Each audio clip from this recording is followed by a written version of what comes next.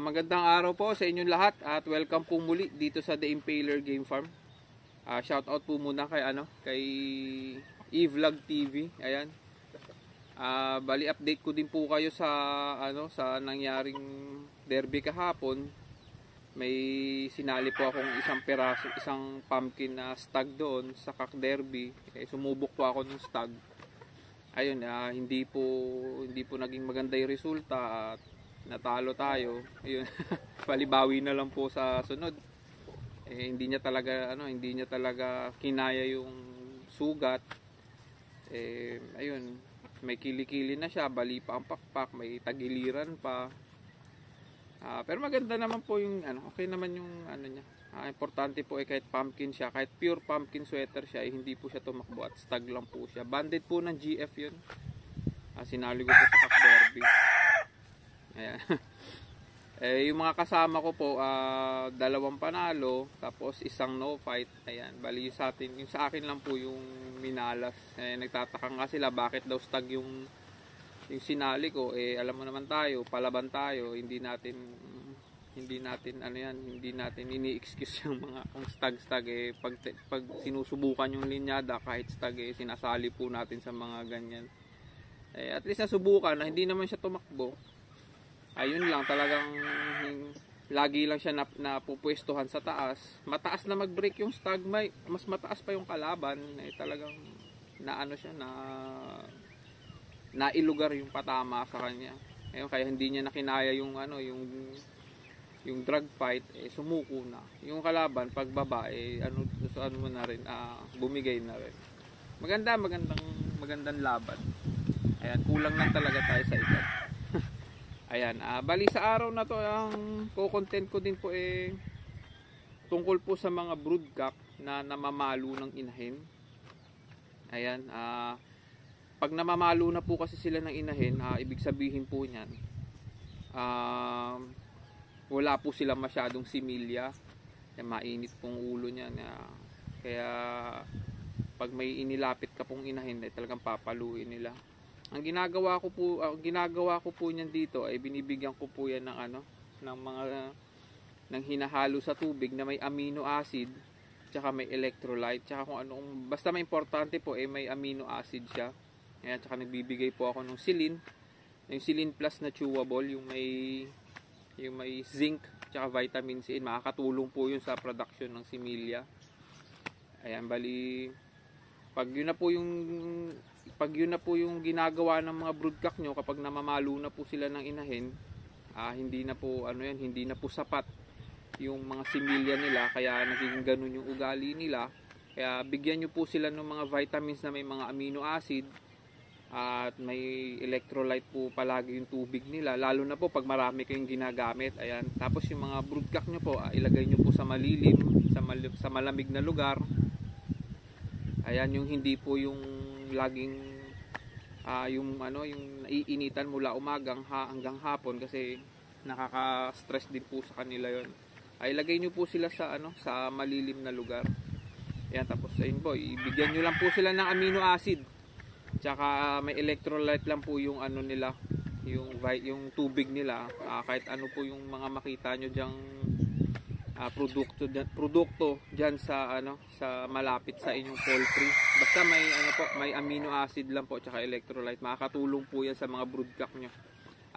Plus na rin po doon sa mga binibigay nyo mga inject or mga supplement or mga oral na tablet po. Okay po yan, basta importante po matulungan nyo yung broodcock nyo na mas makapag-produce po siya ng maraming similya. Ayan, bali sa ngayon po nag-breeding din po ako ng bali second to the last batch ko na ng mga breeding ngayon. May 14 inahin akong binibreed ngayon sa breeding pen. Ayan, kakapasok ko lang po sa kanila. Bali yung broodcock na yung isa sa mga broodcock po na ginagamit ko, ipapakita ko po sa inyo. Ito po yung isa sa 3 paborito kong linyada mula pa noon hanggang ngayon. Ito po yung kumbaga ito po yung isa sa backbone ng The Impaler Game Farm. Nag-update nga din pala yung yung pinadalhan ko nito sa sa Cebu. Bali pinadalhan ko siya ng 2 pure na Duke Halsey Gray. Ayan, ang plano sana ay pang-breeding niya yon, kaso nilaban niya. Gulat ako, nag-send siya sa akin ng video, yung 2 nanalo. Andyan po sa Facebook ko, dun sa lumang Facebook ko, kasi bawal po ipakita rito. Tignan nyo na lang po dun sa lumang Facebook ko. Ayan, nag-update po siya, nilaban niya po yung 2 broodstag na pinadala ko sa kanya. Yung plano kasi, kaya 2 yung nirecommend ko sa kanyang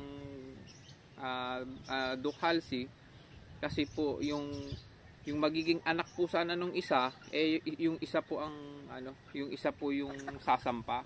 Tapos yung anak naman nung isa, yung isa naman po ang sasampa, para hindi po sila ganun ka-weak pag nag-inbreeding po. Bali yung anak nung broodcock A, yung broodcock B yung sasampa, parang ganun. Kaya 2 po yung kaya po 2 yung sinuggest ko sa kanya na kunin niya. Ayun, nilaban po niya. Gulat ako, nilaban niya. Nanalo.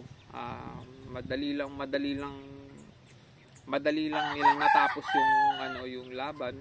Kaso yung isa may sikretong may sikretong tama, kaya hindi na rin nabuhay. Yung isa okay kasi medyo mild lang. Ayun, binudgak niya.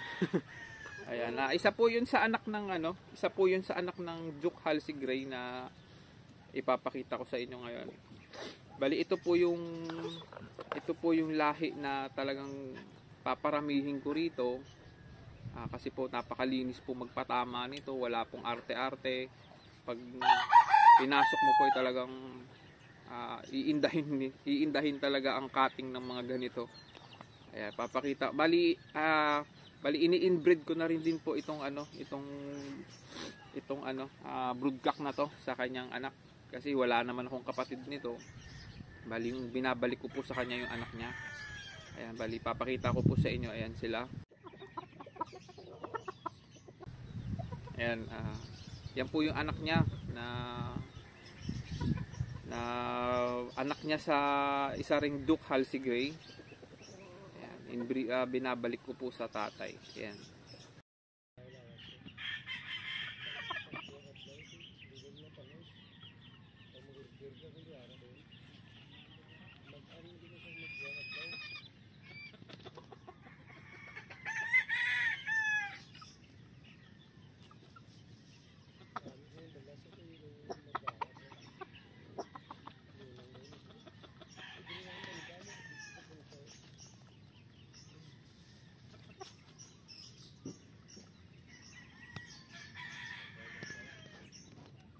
Bali, ayan po, ipapakita ko po siya sa inyo ngayon.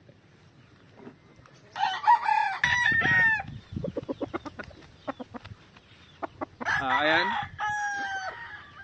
Bali, ito po yung aking paboritong Duke Halsey Gray. Ayan, ito po yung pinaka-broodcock ko sa mga Duke Halsey Gray. Ayan. Ayan siya. Ito po yung tatay nung pinadala ko dun sa kliyente ko sa Cebu. Ito po yung tatay nila. Hindi pa rin po tapos to maglugon. May mga straw pa yung buntot. Ayan. Napakasimple po ng laro nito. Hindi po ito pumapasok ng alanganin. Ayan, hindi po siya pumapasok ng alanganin. Tapos pag nagbato po siya ng palo, talagang shoot. Hindi po sila nag-aaksaya ng palo. Wala po silang ugaling palo sa yung palo sa ere, wala po sila nun. Napakasimple lang po maglaro nito, pero napakabilis din pumatay. Ito po isang Duke Halsey Gray. Nonoy Halandoni line pa po ito. Kay Don Luis. Ayan, Halandoni. Mini-maintain ko po talaga itong linyagang to. Kasi maganda po talaga ang record nila. Ayan. Isa po yung Duke Halsey Gray.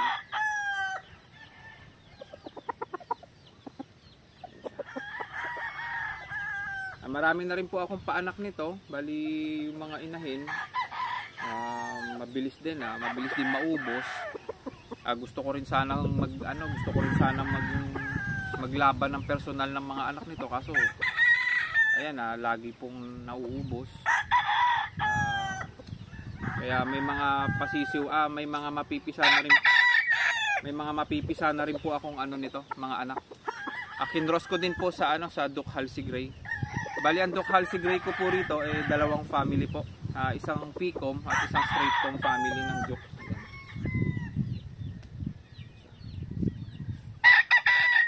Po siyang blue leg. Mahaba po ang katawan nito, tsaka yung buto po nito talagang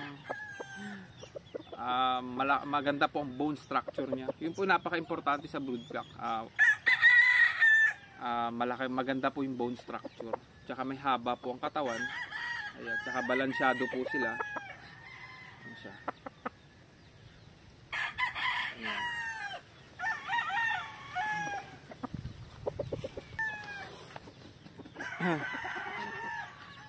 Ayan, yun po yung broodcock na Duke Halsey Gray sa Straight Com family. Bali may isa pa po akong family niyan, yung Picom. Yung mga anak po nung ito, yung isa po yung doon ko po sa kabila ay kinocross. Tapos bali sa kanila lang po umiikot yung breeding. Ayan, tapos meron din po akong regular Hatch Gray. Ay ipapakita ko po sa inyo sa susunod.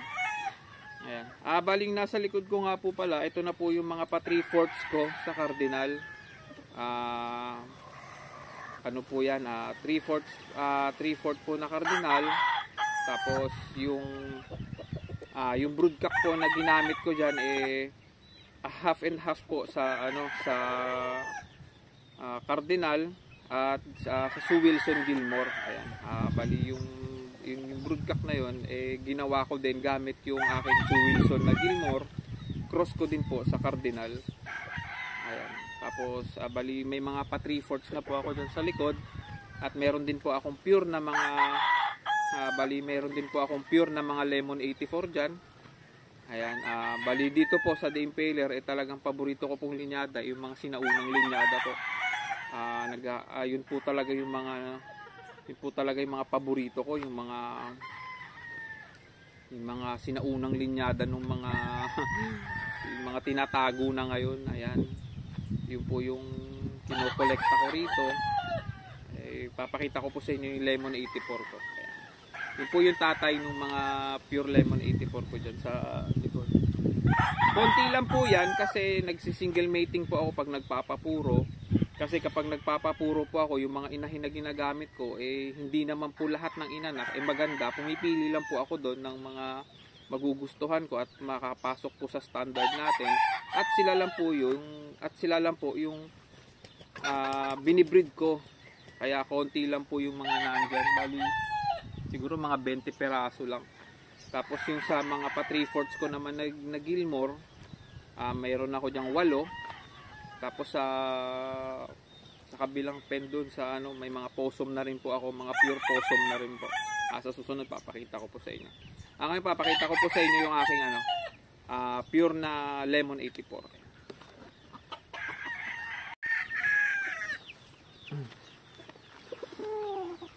And ayan, ito po yung Lemon 84 na broodcock ko. Kaka 1 year old lang po niya. Ayan. Ayan siya.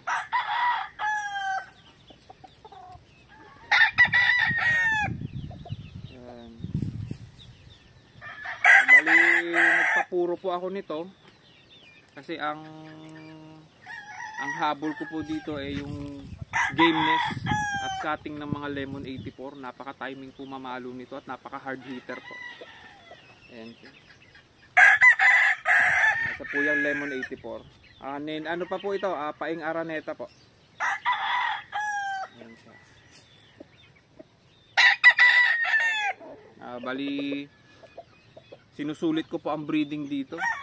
Ayan, kaya kapag breeding season talaga, kapag ready na yung mga inahin ng mga ipapares ko dito, talagang pinupuro ko po ito. Ito po yung hindi ko inaaksaya ang panahon. Isa rin sa mga hindi ko inaaksaya ang panahon na pag breeding season, dapat i-breeding din to. Ito po yung lemon 84. Pure lemon 84 pa po siya. Ang marking po niya is left in. Maganda rin po ang bone structure nito kahit medium station lang siya. Napaka hard hitter po nito. Wala akong masabi pag namalo ito. Tsaka unat na unat po ang paa nito. Napaka timing nito. Ayan po.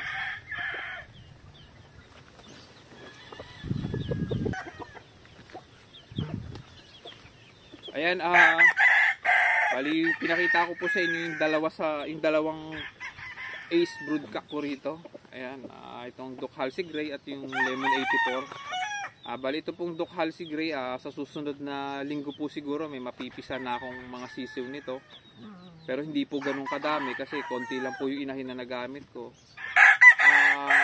Ito namang Lemon 84. Ito na po, may mga sisiw na ako sa kanya. Kaso 8 piraso lang po kasi nag-single mating lang po ako sa kanila. Kasi konti lang din po ang inahin ko dyan. Bali siguro itong taon na to, sa susunod na taon, doon na po ako siguro makakapag-maximize ng breeding ko sa kanila. Ayan, bali yan, may mga anak po siya dyan. Maganda po kasi napa-uniforme ko po yung mga anak nila. Ibig sabihin po nun talagang solid yung bloodline. At dominant po yung ganun lahi, kaya nag-uniforme po sila. Sa bagay po kasi pure din po sila. Nagiging uniforme po yung mga anak. Kaya ayan, malapit subukan ko na rin din yan sa susunod na mga stag season. Dito po kasi sa akin, kahit pure po, kahit material, minsan kapag kinakate ako, talagang sinusubukan ko po sila sa rowhead, ganyan. Doon ko po sinusubok yung mga linyada na gusto kong makita yung performance. Ayan. Ganun po tayo ganun po tayo katapang kahit stag lang po yan. Marami nga po akong kaibigan dito na nagsasabi na huwag mo na mailaban yung stag sa mga kak. Matigas po ulo natin. Sa bagay, tama nga naman po sila. Kaso po sa akin, kinakati po gusto kong makita yung performance ng mga palahi ko, ganyan. Minsan po, yun nga po, yung nangyari, isa pumpkin na hindi po sinuwerte, pero normal po kasi talaga yun sa mga naglalaban kasi parehasan po talaga yung dyan, parehas may tari po yan hindi po talaga natin maiiwasan na matalo. Part po kasi ng ng sports natin. Ang maganda po dyan hindi lang po tayo sumusuko. Bali kung ano man po yung nakikita natin. Kumbaga pagtapos ng laban may matututunan ka rin mo rin na ay siguro doon ako nagkamali. Para sa susunod naiaayos po natin yung kung saan po tayo nagkamali. Kung ano ba yung kulang or ano ba yung naging sobra. Ayan, na-adjust po natin. Hindi naman po kasi lahat ng laban natin talagang panalo. Ngayon po dito talaga kahit saan po dito sa Pilipinas talagang mabibigat na ang paluan, kaya yun po yung sinasabi ko na dapat hindi po tayo nagpapakampante. Dapat po lagi po nating irespeto yung mga kalaban natin. Huwag po nating sabihin wala yan, mahina lang yan. Iba na po pag nabitawan na sa ruweda. Hindi po natin dapat ina-underestimate yung mga manok-manok dyan kung may nakita po tayong maliit na manukan, i-underestimate natin. Hindi po dapat ganun. Ako po, kahit backyard po, talagang nire-respeto ko po. Kasi kahit backyard yan, talagang sinusureball niya na talagang may din siya, may ibubuga din siya pag naglaban, ganyan. Kaya hindi po natin pwedeng underestimate ang backyard. Ang backyard po, mas maalaga po yan sa mga alaga nila. Hindi po katulad dito, medyo marami-rami po akong manok. Minsan po hindi ko na sila talagang natututukan. Pero hindi naman po ako nagkukulang sa paglilinis, on time na pakain. Pero iba po kasi kapag konti lang yung alaga mo namomonitor mo po, lagi mo pong nai-spar. Dito po kasi sa akin, kung may laban lang, saka ko lang po sila na-spar. Dapat po kasi pag maglalaban tayo, talagang batak na sa spar yung ano natin, yung mga warrior natin. Iba po yung sanay sa bitaw yung mga ilalaban natin. At least may 25 times na po sila na ibitaw bago sila ilaban. Sa akin kasi dito, kung kailan ko lang sila ilalaban, saka ko lang sila nauumpisa ang paggalaw-galaw, nauumpisa ang spar. Kaya iba po talaga kapag maganda na yung linyada mo, madalas mo pang naibibitaw, doon po gumagaling ang manok sa madalas na pagbibitaw po. Bigyan nyo lang po sila ng sapat na pahinga. Pagdating po nung araw nung laban nila, talagang magpe-perform po talaga yan. Hindi po sila magpapabaya, lalo na po mga quality manok. Naghahanap po talaga ng paraan yan para manalo. Yung huling hininga po niyan, itutukapan nila. Ayan, hindi ka po bali yung pumpkin na masaya naman po kasi kahit pure po siya, hindi po siya tumakbo. Ayun naman po importante sa atin, kahit po nagbayad tayo, at least naisama naman ng manok natin yung kalaban sa kabilang buhay. At maganda naman, hindi lang talaga kinaya nung edad nung stag natin na yung dami ng sugat niya kasi may kilikili pa siya may balakang pa. Pero nagawa niya pang patagalin na isama pa niya yung kalaban. Kaso nga lang nauna talaga siya. Ganun po talaga. Bawi na lang po sa susunod. Siguro subukan ko yung mga pumpkin na try ko naman silang i-cross. Kasi sa mga linyada ko po rito, madalas po ako maglaban ng mga puro. Ngayon lang po ako magko-cross ng mga battle cross yan. Ngayon ko lang po sinisimulan. Nakaraan po kasi papuro ganyan.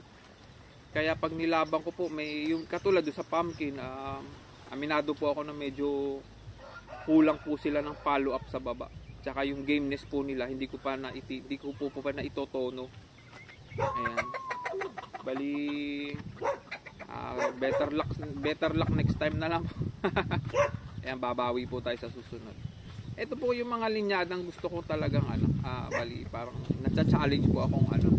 na-challenge akong i-improve. Parang malaking achievement po kasi ito kapag naipalusot natin naparami natin yung panalo sa lahi ng mga to. Susubukan ko po na i-improve tong itong mga pumpkin sweater. Try ko po silang lagyan ng mga hatches na meron ako dito. Ayan, bali next week nga po pala, samahan nyo ko, kukuha po tayo ng material kay Sir Joey Lacson. Ayan, nakapagpabook na po ako doon. Bali Friday po next week, December 29. Kukuha po tayo ng isang broodstag. Hindi ko po muna sasabihin sa inyo kung anong klaseng broodstag yung kukunin. Pero bali yun na lang po. Bali samahan niyo po ako sa susunod. Ipapasyal ko po kayo doon sa manukan ni Sir Joey Lacson. Nakapagpabook na rin po ako. Kukuha tayo ng isang broodstag sa kanya. Ayan, bali nasabi niya na pala sa akin na pumunta ka na lang. Mabait naman pala talaga si Sir Joey Lacson. Ang sabi niya sa akin na pumunta ka na lang dito sa farm at mamili ka ng broodcock mo. Ayan, bali nakakataba po ng puso kasi makakapili po tayo dun sa sa manukan niya. Ayan. Bali sa susunod na Friday po, samahan niyo ako. Pupunta po tayo kay Sir Joey Lacson at kukuha po tayo ng broodstag. Ayan. Hanggang dito na lang po at salamat po sa panunod nyo at enjoy po sa pagmamanok. Ingat po kayo.